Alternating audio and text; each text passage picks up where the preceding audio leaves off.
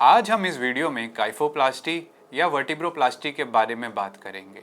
तो काइफोप्लास्टी या वर्टिब्रोप्लास्टी एक प्रोसीजर होता है जिससे ऑस्टियोपोरोटिक फ्रैक्चर में हम हड्डी के अंदर सीमेंट भरते हैं ताकि उस हड्डी का पेन खत्म हो सके और साथ ही हड्डी अंदर से जुड़ सके।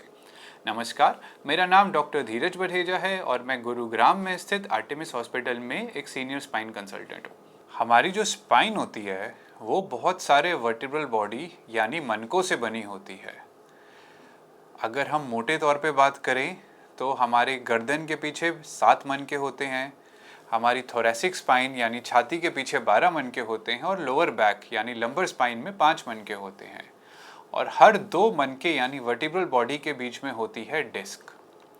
जो हमारी वर्टिब्रल बॉडी होती है वो एक वेट बेयरिंग पार्ट होती है जिसकी जो बाहर की हड्डी होती है यानी आउटर जो हड्डी होती है वो एक सॉलिड बोन से बनी हुई होती है जिसको हम कॉर्टिकल बोन भी कहते हैं। और जो इसकी इनर हड्डी होती है वहाँ पे हमारी स्पॉन्जी या कैंसलस बोन होती है। जब हमें ऑस्टियोपोरोसिस होता है तो जो इनर बोन है और आउटर बोन है दोनों ही वीक हो जाते हैं, पर जो इनर बोन है यानी जो स्पॉन्जी बोन है या फिर जो पोरस बोन है वो काफ़ी वीक हो जाती है जब ऑस्टियोपोरोसिस होता है।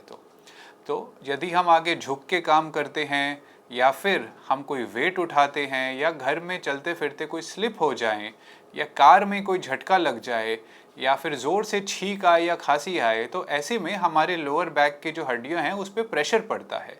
यदि ये हड्डी ठीक हो तो नॉर्मल है, पर यदि ये अगर हड्डी में कमज़ोरी हो तो ऐसे में एक फ्रैक्चर हो सकता है जिसको हम ऑस्टियोपोरोटिक कंप्रेशन फ्रैक्चर बोलते हैं।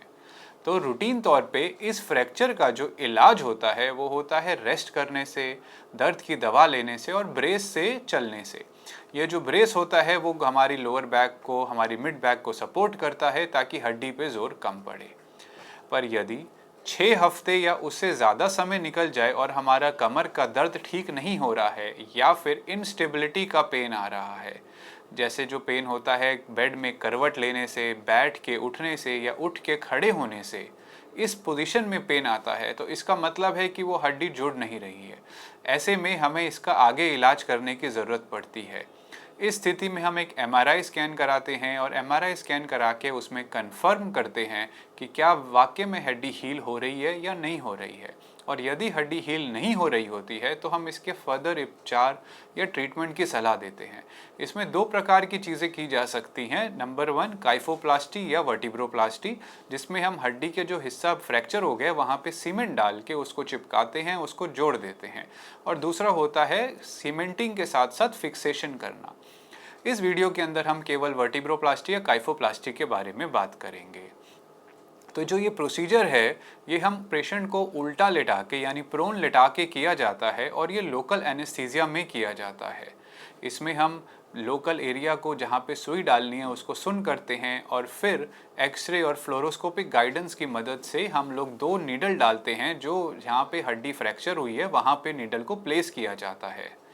ये एक्सरे में, फ्लोरोस्कोपी में चेक किया जाता है कि नीडल की पोजीशन ठीक है। यदि पोजीशन एडिक्वेट होती है तो उसी नीडल के ऊपर हम बैलून डालते हैं और बैलून डाल के उसको हड्डी के अंदर थोड़ा फुलाया जाता है ताकि जो हड्डी के कंप्रेशन है उसको सीधा किया जा सके, साथ ही सीमेंट भरने का स्पेस भी बनाया जा सके।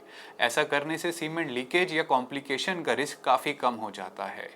और उसके बाद हम जो स्पेस बनता है उसमें सीमेंट डाल देते हैं जिससे हड्डी अंदर ही आपस में चिपक जाती है, जुड़ जाती है और पेशेंट का पेन कम हो जाता है। इस प्रोसीजर में हम पेशेंट को इमीडिएटली ऑपरेशन के बाद खड़ा करके चलवा सकते हैं, पर ब्रेस की पहनना ज़रूरी होता है। साथ ही ये समझना ज़रूरी है कि ये एक पेन रिलीविंग प्रोसीजर है जिसको हम लोकल एनेस्थीसिया में कर सकते हैं। यदि आपको या आपके परिवार में किसी को काइफोप्लास्टी या इसके रिलेटेड कोई और जानकारी प्राप्त करनी है तो हमें गिवन नंबर पे संपर्क कर सकते हैं। और यदि आपको इस प्रोसीजर के बारे में बताया गया है और आपके मन में कोई डाउट है तो भी हम गिवन नंबर पे व्हाट्सएप के ज़रिए संपर्क कर सकते हैं। धन्यवाद।